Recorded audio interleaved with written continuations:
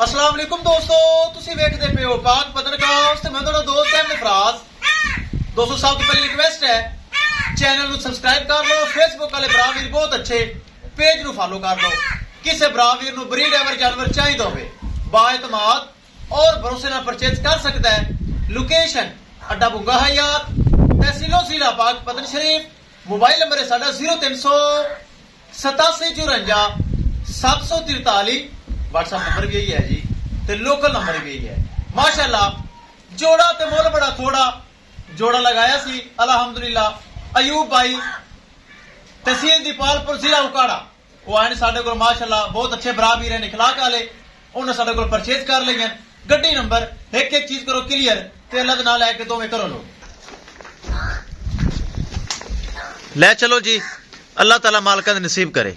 बहुत अच्छी माशाल्लाह चीज़ां ब्रीड एवर।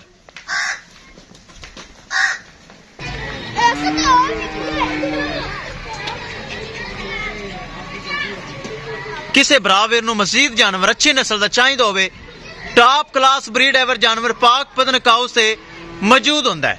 माशाल्लाह अच्छे अच्छे जानवर चेक करो माशाल्लाह गब्बन है तो बड़ी कमाल चीज बन रही। इस तरह जानवर किसी भरावीर नूं मजीद चाहिदा होवे बाएतमाद और भरोसे नाल परचेज कर सकता है। चेक करो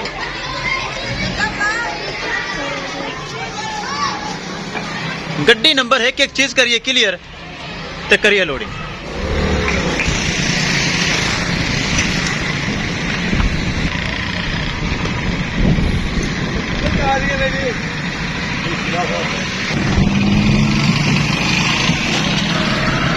लो जी किसी भरावीर नूं मजीद जानवर चाहिए होवे बाएतमाद गारंटी नाल और भरोसे नाल परचेज कर सकता है। लो जी पराली वगैरह भी चंगी पै गई। लो जी कर दो लोड कर दो। अल्लाह दे सुपुर्द।